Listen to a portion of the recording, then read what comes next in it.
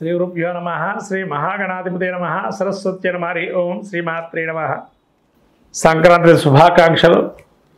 ద్వాదశ రాశుల్లో మనము ఈ యొక్క మూడో రాశి అయినటువంటి మిథున రాశి యొక్క ఫలితాలు చూద్దాం. ఈ పుష్యమాసంలో జనవరి మాసంలో ముఖ్యంగా ఈ యొక్క జనవరి మాసంలో మిథున రాశి వారికి మృగశిర నక్షత్రం 3-4 పాదాలు, ఆర్ద్ర నక్షత్రం 4 పాదాలు, పురుష నక్షత్రం 1-2-3 పాదాలు ఈ యొక్క మిథున రాశికి చెందినవి.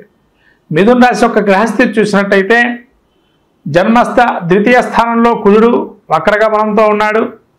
అట్లాగే వీరికి చతుర్థ స్థానమందు కేతువు, వీరికి పూర్వార్ధంలో సప్తమ స్థానంలో రవి, తదుపరి అష్టమ స్థానంలో రవి సంచారము, అష్టమ స్థానంలో బుధ సంచారము, అట్లాగే భాగ్యస్థానంలో ఈ శుక్ర శని సంచారము, దశమ స్థానంలో రాహు సంచారం, ఏకాదశంలో ద్వాదశ స్థానంలో గురువు వక్రగమనంతో ఏకాదశ వీక్షణగా ఉన్నారు. ఇటువంటి ఈ యొక్క మిథున రాశి ఫలితాలు చూసుకున్నట్లయితే వక్రగమనంతో ఉన్నటువంటి కుజుడు అద్భుతంగా మీకు కొంతవరకు రజోగుణ సంపన్నం అనేది ఉంటుంది.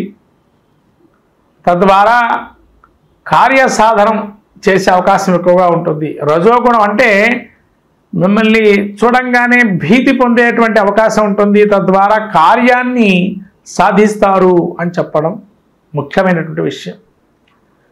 అట్లాగే పాతదైనటువంటి కొన్ని ఏవైనా కూడా శరీరానికి దేహదారుఢ్యానికి సంబంధించి ఇదివరకు ఎప్పుడైనా మీకు ఇబ్బంది కలిగినట్లయితే శరీరానికి అవి పునః కొంతవరకు వాటి యొక్క వేదన అనేది ఉంటుంది.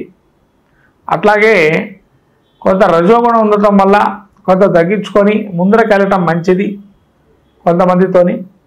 అట్లాగే కేతు చతుర్థ స్థానం సంచారం వల్ల మాతృమూర్తి అయినటువంటి మీ అమ్మగారికి ఆరోగ్య విషయాల్లో జాగ్రత్త ఉండడం మంచిది. అట్లాగే మీరు విద్యార్థులైతే ముఖ్యంగా 1-2 సార్లు చదువుకోవటం అనేది మంచిది. ఎందుకంటే ఆ విద్యార్థులు ఎవరైతే ఉంటారో చదువుకున్నాం కదా గుర్తుండిపోతుంది అనుకుంటారు, కానీ ఆ సమయంలో సరైన సమయంలో గుర్తు రాకపోవచ్చు. కాబట్టి పరీక్షా సమయంలో గుర్తు వచ్చేట్టుగా చదువుకునే ప్రయత్నం చేయండి. 1-2 సార్లు చదవండి ప్రతి విషయాన్ని, మళ్ళీ ఆ సబ్జెక్టు తీసుకొని విద్యార్థులు. అట్లాగే చతుర్థ స్థానంలో కేతు సంచారం వల్ల ప్రయాణం చేసేటప్పుడు చాలా జాగ్రత్తగా ప్రయాణం చేయండి. అట్లాగే ఇంట్లో ఉన్నప్పుడు కూడా కొంతవరకు మీరు బాధ్యతాయుతంగా మీ యొక్క ప్రతి అంశాన్ని కూడా నెరవేరుస్తున్నానా లేదా అనేది మనసులో ఒకసారి ఆకలింపు చేసుకోవటం మంచిది. అట్లాగే రవి అష్టమ స్థాన సంచారం వల్ల కొంత అనారోగ్యం వచ్చే అవకాశం ఉంది, కానీ మీరు జయిస్తారు. కారణం ఏంటంటే బుధుడు అష్టమ స్థానంలో ఉన్నారు. మీకు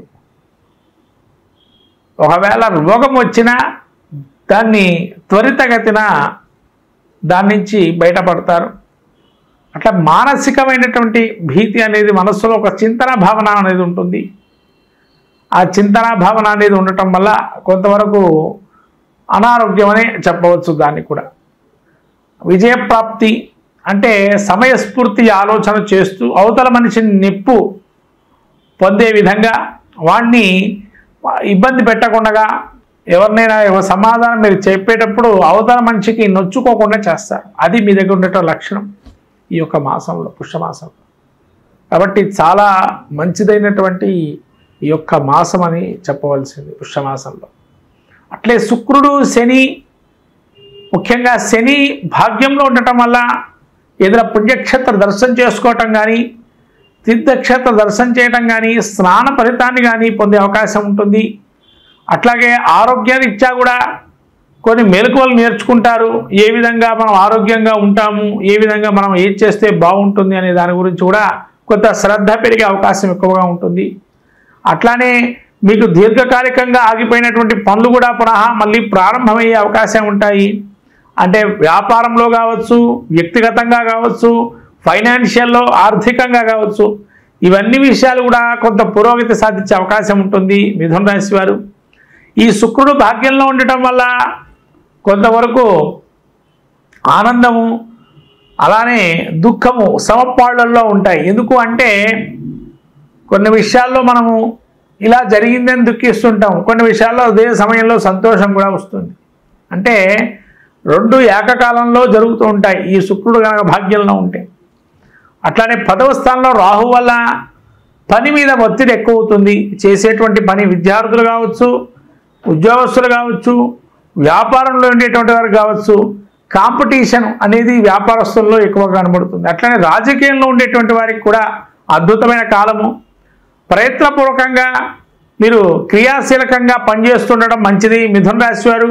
తద్వారా కొంతవరకు గుర్తింపు అనేది మెల్లిమెల్లిగా ఒక్కొక్క మెట్టు ఎక్కడానికి అవకాశం ఉంటుంది. రాజకీయం ఉండేటువంటి వారు, సినీ వర్గంలో ఉండేటువంటి వారు చిన్న ఛాన్స్ వచ్చినా పోగొట్టుకోకుండా చేసుకోవటం మంచిది. అట్లనే మీడియా రంగంలో ఉండేటువంటి వారు కానీ, సాంకేతిక నిపుణులు కానీ చాలా బాగా రాణిస్తారు. చిన్నదైనా కానీ చాలా శ్రద్ధగా చేయండి, మంచి పనులు సాధిస్తారు.